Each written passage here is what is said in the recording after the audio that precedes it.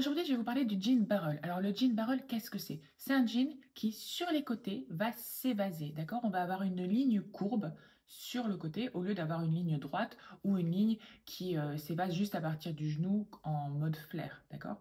Pourquoi je vous parle de ce jean? Alors, pour trois raisons. Déjà, son design, il change. On l'a jamais vu. On l'a jamais vu, enfin, depuis 2023, on le voit, mais avant 2023, on l'avait jamais vu. Donc, comment dire, ça permet de faire évoluer sa silhouette et ça permet vraiment de jouer avec les volumes. Deuxième raison pour laquelle je vous en parle, c'est qu'en fait, c'est un jean que on aurait tendance, a priori, à détester. D'accord? Mais vraiment à détester. Et d'ailleurs, ça a vraiment divisé la mode, ça la divise encore. Enfin, la mode, les gens qui bossent dans la mode, les fashionistas, tout ça. Il y en a qui adorent et il y en a qui détestent. Et a priori, on aura plutôt tendance à détester parce que c'est une forme qui perturbe la silhouette, c'est une forme à laquelle on n'est pas habitué. Et souvent, lorsqu'on n'est pas habitué à quelque chose, on a comment dire, une réaction de rejet en disant là, c'est pas pour moi.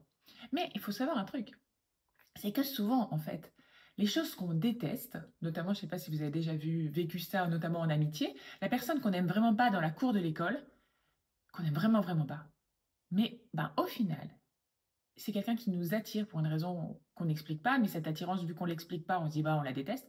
Et des fois, ça devient notre meilleure amie, d'accord? Et moi, ça m'arrivait souvent. Souvent, la fille que je détestais, bah, finalement, après, ça devenait ma meilleure amie. Et bien, souvent, c'est ça, en fait, avec la mode. Les trucs qu'on déteste, a priori, on se dit, non, no way, on ne veut même pas réfléchir, parce qu'en fait, il y a quelque chose qui nous perturbe dedans et on ne veut pas savoir si c'est de l'attirance ou du rejet, donc on se dit rejet. Eh bien, au fil du temps, on s'habitue, on s'apaise, on le voit de plus en plus et on s'autorise à se dire, bah, en fait, peut-être que j'aime.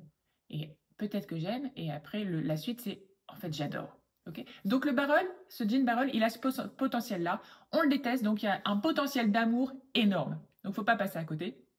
Et aussi, il y a aussi le fait que, comment dire, c'est un jean qui ne va à personne. Et donc, c'est un jean qui va à tout le monde, ok? Ce genre de pièce qui va pas flatter la morphologie, qui va pas faire des belles fesses, qui va pas faire des jambes plus longues, etc.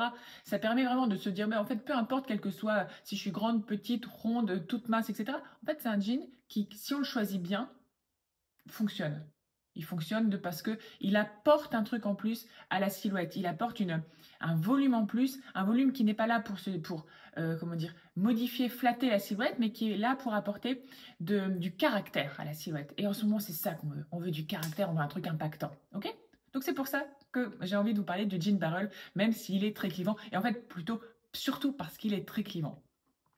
On a tendance à dire que c'est un nouveau format de jean. C'est vrai que ce format de jean n'existait pas vraiment avant 2023. Mais si on regarde un petit peu dans le passé, on se dit que cette idée-là de jean, de pantalon très en forme ballon un peu, en forme tonneau, parce que barrel ça veut dire tonneau, hein, jean tonneau, sur les côtés, eh bien, ça existait en 1900. On voit les costumes de cirque, les déguisements qui avaient quand même cette forme comme ça très courbe sur les côtés. On a aussi cette idée-là sur des pantalons des Azous dans les années 40-45, voilà, rond et puis resserré en bas. Et puis on a aussi tous ces créateurs qui sont très intéressés par la forme du vêtement, les volumes, qui ont déjà travaillé ce genre de volume, notamment Issey Miyake. Il a certains pantalons qui sont comme ça, ronds sur le haut et qui se resserrent au bout. Donc c'est nouveau dans l'esprit, dans l'univers du denim, mais c'est pas totalement nouveau dans l'univers du vêtement. Donc pourquoi on parle de ce jean? Parce qu'en 2023, Peter Mullier, je dis Mullier parce qu'il est belge, et je pense que ça se dit Mullier, mais il y en a qui disent Muller. Muller. Donc c'est le DA de chez Alaya. Il propose donc des silhouettes assez épurées. Et à un moment, il y a ce passage-là, en fait, avec ce jean super rond sur les côtés, super impactant. Et lui, ce qu'il veut, en fait, ce qu'il voulait dans son défilé, c'est avoir du minimalisme impactant. Bah, là, il a gagné, en fait. Parce que sa silhouette, elle est harmonieuse, on ne l'oublie pas, et elle est simple en même temps. Et ok, c'est un peu volumineux et dans la vie de tous les jours, on ne va pas forcément oser porter ce genre de volume. Mais moi, je vous conseille pas d'aller vers ce pantalon-là, sauf si vous avez très très envie, si ce genre de volume vous plaît. Mais je vous conseille de garder cet esprit, en fait, de comprendre pourquoi la silhouette, elle fonctionne. Elle fonctionne parce que la ligne courbe sur le côté, elle est harmonieuse. Elle part, elle se, comment dire, elle n'est pas morphée d'un côté, enfin, elle prend pas du volume d'un coup. Non, elle commence doucement à s'évaser au niveau des hanches, et après on a de l'ampleur au niveau de la cuisse, du genou, et après ça revient. Mais c'est pas triangulaire, c'est vraiment arrondi, d'accord? Donc ça, c'est bien. En plus, la taille, elle est haute, mais elle n'arrive pas en dessous de la poitrine. Donc on n'a pas comment dire, des volumes qui sont pas harmonieux, ok? Après, on a aussi des chaussures pointues. Déséquilibre, c'est ça. On n'a pas de déséquilibre dans le vêtement. Et après, on a les chaussures pointues qui vont allonger la jambe, qui vont affûter le volume du jean. Donc, on a tout et on a aussi un volume étroit au niveau du haut. Donc, on a vraiment une silhouette intéressante qu'il faut comprendre et qu'il faut étudier et intégrer lorsqu'on va se dire, OK, je vais porter un jean barrel. Dans les jeans barrel, on a plusieurs levels. On a le horseshoe, donc le fer à cheval, qui va vraiment avoir une forme de fer à cheval et ça va surtout le volume va surtout commencer à partir du genou, tac, d'accord? On a cette pointe au niveau du genou et après ça se referme. Donc en fait, non, il a son climax au niveau du genou. Donc ça, c'est le horseshoe, il est assez impactant. Et après, on a le curve, donc là, c'est un barrel adouci, où la ligne est vraiment adoucie, elle est juste un petit peu courbe, mais pas trop, d'accord? Évidemment, c'est le curve qui va être le plus facile à porter. Donc pour commencer, pour s'habituer à cette nouvelle forme, moi, je vous conseille plutôt d'aller vers le curve, ok? Une fois qu'on sait ça, on sait qu'on a envie, voilà, d'aller vers le jean barrel, on ira plus vers le horseshoe ou le curve en fonction de son style et de ses sensibilités. Il faut faire attention parce que vu que c'est à la mode, toutes les marques ont fait ce genre de jean.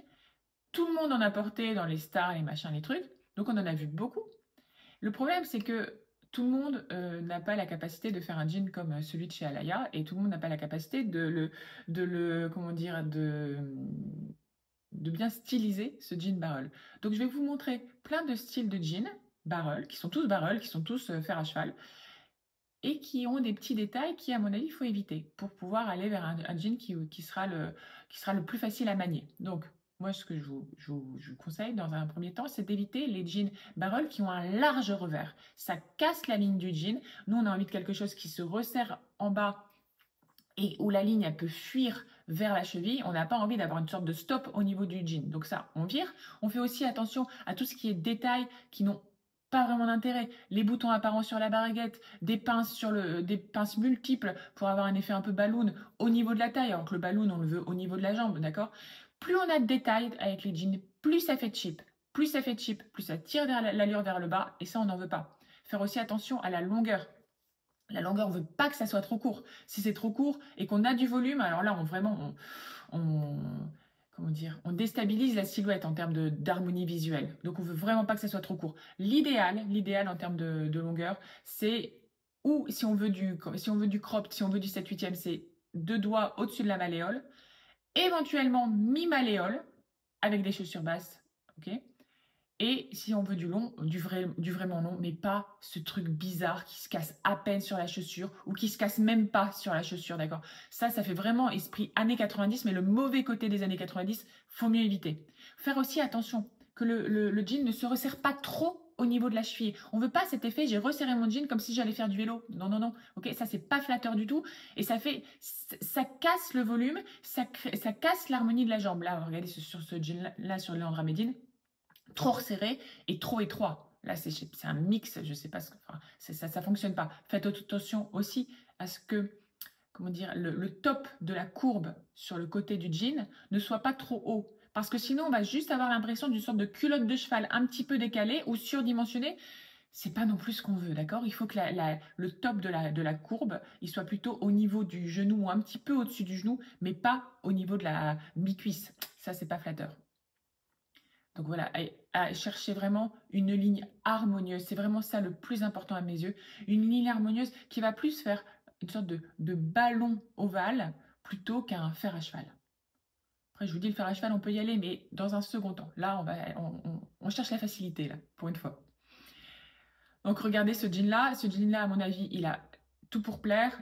Taille haute, mais pas trop haute. Ligne incurvée, mais pas trop incurvée. Et très bonne longueur. On a le même esprit avec l'autre jean. Plus court, mais pareil, taille pas trop haute et légèrement incurvée. Moi, pour moi, c'est vraiment ça, vers ça qu'il faut aller dans un premier temps quand on veut se familiariser avec ce style de modèle. Après, vous allez me dire les chaussures. Mais pour une fois, avec un jean, moi, je ne vais pas vous dire sortez vos tennis et ça va fonctionner. Pourtant, j'adore les baskets, etc. Franchement. Mais là, en fait, le jean barrel, il est rond. Okay, et vous savez, ce que j'aime, moi, dans la mode, c'est quand on télescope les choses, d'accord? Donc, rond avec l'arrondi de la basket, je trouve pas que ça va être très flatteur et c'est pas... On va passer à côté de quelque chose, en fait, on va passer à côté d'un télescopage qui va donner du caractère au jean et qui va donner du caractère à la silhouette.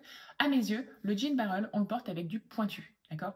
Pointu qui va affûter l'arrondi de la jambe et qui va allonger la jambe. Donc, c'est des slingbacks, des ballerines pointues, ouais, et c'est même des bottines pointues. Des bottines pointues, alors les bottines, attention, on évite les bottines type western, etc., qui vont pas assez mouler la cheville. On veut une bottine qui moule à fond la cheville pour avoir comme ça comment dire, un effet de cheville fine avec le côté plus volumineux du jean. Si vous avez une bottine un peu large, ça va faire large sur moyennement large, etc. Là, ça va tasser, d'accord? Donc nous, on veut du fin, on veut du féminin, on veut du sophistiqué avec ce jean sur le bas. C'est vraiment, c'est là où vous allez tirer vraiment le meilleur de ce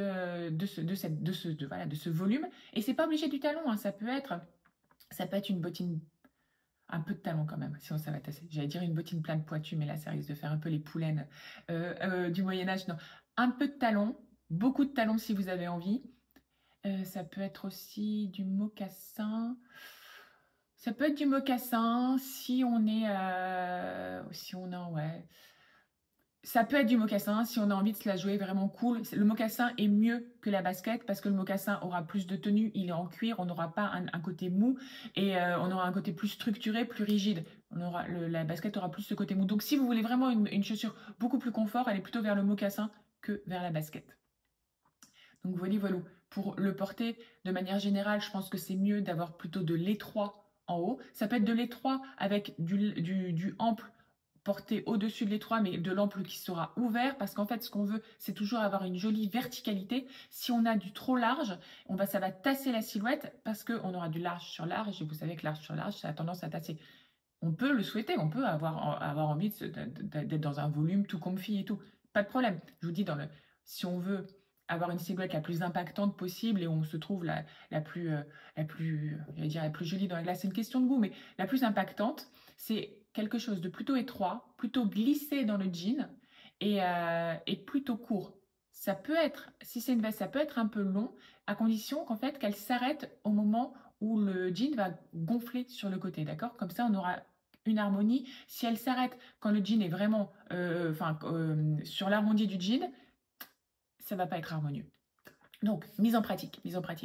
Petit jean, alors là, vraiment curve, c'est-à-dire à peine barrel, mais assez pour pouvoir apporter un twist à un look qui serait plutôt classique. Donc, jean gris, plutôt court sur la cheville. On ajoute des escarpins pas trop hauts, comme ça on peut se balader sans trop de difficultés dans la ville durant la journée. Bordeaux, parce que le gris et le bordeaux ça fonctionne super bien. Au-dessus, on met un petit sous-pull, col roulé, gris perle. On reste en harmonie avec le gris du jean. Super moulant, ça permet vraiment de valoriser le volume du jean. Si vous n'aimez pas le trop moulant, vous allez sur un pull de la même couleur, juste droit près du corps, ça fonctionne aussi. Là-dessus, on met quoi? Une veste ample mais courte. On a un petit côté rétro, un petit côté vintage qui marche super bien avec le barrel. Donc là, on a notre silhouette. On ajoute quoi? On veut de la texture. On va chercher un sac en cuir tressé noir, une capuche toute moelleuse noire, les accessoires noirs, donc avec du gris, du bordeaux, ça va très bien. Et vous voyez, on a une silhouette quasi classique, pas avec un jean, et on n'est pas, le jean, ça fait pas, voilà, juste casual, parce que on l'a porté avec des petits talons. Et moi, je trouve que cette silhouette, pour moi, Elle permet en fait de changer du jean boyfriend, de changer du jean droit, mais sans non plus prendre des risques inconsidérés, d'accord? Autre petite possibilité, donc là c'est un jean barrel un peu plus large, donc là on a plus de volume, on a un jean qui est plus impactant, il s'arrête à peine au niveau de la malléole, on lui met quoi? Des bottines qui moulent la cheville, comme ça on n'a pas de choses disgracieuses au niveau de la connexion. On glisse un t-shirt vintage ou esprit vintage, un peu rock, comme ça on a un côté vraiment cool, casual, qui fonctionne bien avec le jean, mais pas trop casual parce qu'on a les bottines. Là-dessus, une veste de tailleur qui va s'arrêter juste au niveau mi-cuisse, pas mi-cuisse, mi-hanche, donc elle sera pas trop longue, elle fonctionne avec la couleur du t-shirt. On a un look là un peu prépi, un peu cool et féminin grâce aux bottines. On finalise le truc parce qu'on n'a pas envie de mettre un gros manteau et il fait pas encore trop froid. On met une grosse écharpe dans des tons violets qui vont très bien avec les tons caramel, beige du look et marron des boots. Et on finalise parce que voilà, on a un tout petit peu froid le matin quand même. On met des jolis gants en cuir, plutôt en cuir qu'en laine, parce que comme ça apportera encore un jeu de texture à la silhouette. Pour finir, un dernier jean barrel qui là est plus horseshoe, donc on a plus cette forme voilà un peu piquante sur les côtés, enfin ronde, mais vous voyez qui voilà qui est un peu voilà, un peu plus présente, un peu plus marquée, c'est ça que je veux dire. Et à mes yeux, en fait, c'est là où il faut s'amuser, c'est quand on va en soirée, c'est quand on sort au resto, ce que vous voulez, et qu'on peut un peu comme ça upgrader son look, on peut être un petit peu plus audacieuse. Eh bien, c'est à ce moment-là qu'on peut aller vers ces pantalons barrel qui sont plus marqués et on va en faire la pièce phare de notre look, ok? Et dans le sens où on va faire évoluer le look autour de cette pièce. Là, c'est un jean noir, on va se dire, je vais faire un total look noir. On n'a pas besoin de beaucoup plus en fait, on n'a pas besoin de rajouter des couleurs ou des trucs comme ça, parce que le jean en lui-même se suffit à lui-même, vu son volume. On veut juste l'accompagner, d'accord? Et on veut surtout pas faire too much. Donc avec ce jean-là, on met quoi? Des super beaux escarpins noirs. Voilà, c'est des Louboutins, vous pouvez en trouver d'autres. Mais voilà, super beau, super élégant, super chic. Là, on peut mettre une veste de smoking qui pourrait être portée à même la peau avec juste un soutien-gorge très fin en dessous. On peut, si on n'a pas envie de la porter à même la peau, on peut porter un petit caraco en dentelle. La dentelle, elle va se télescoper de manière assez sympa avec la rugosité du jean. Et donc là, on a notre look. C'est pas plus compliqué que ça en fait. C'est une veste de smoking, des escarpins et un jean barrel. Et moi, on s'amuse avec un petit serre-tête strassé dans les cheveux avec un chignon fait à la va-vite et tout. En fait, l'idée, ça peut être un serre-tête strassé, ça peut être deux barrettes posées comme ça sur le côté. L'idée, c'est d'avoir un petit peu de luminosité et un petit côté girly au niveau du haut de la silhouette. Alors là, je vous ai proposé voilà, des looks qui sont un peu réfléchis, avec des pièces un peu sympas, etc. Mais ce qu'il faut savoir, en fait, c'est que le barrel, il a tout d'un jean classique, d'un basique. Mais vraiment, de vraiment. Et en plus, plus qu'un jean boyfriend. En fait, le jean boyfriend, il va falloir l'accessoiriser, le télescoper avec du féminin, etc. pour en tirer quelque chose. Lui, on peut faire ultra basique avec le jean barrel et ça, on a quand même un look. Notre allure dit quand même quelque chose. Regardez, il suffit, on prend notre jean, on met juste des petites ballerines, t-shirt, petit pull sur les épaules, ça peut être on enfile le pull col rond. Voilà. Ben, en fait, la silhouette a déjà un impact à cause de cette forme légèrement courbée, excusez-moi. Curvée, ça serait dans l'autre sens.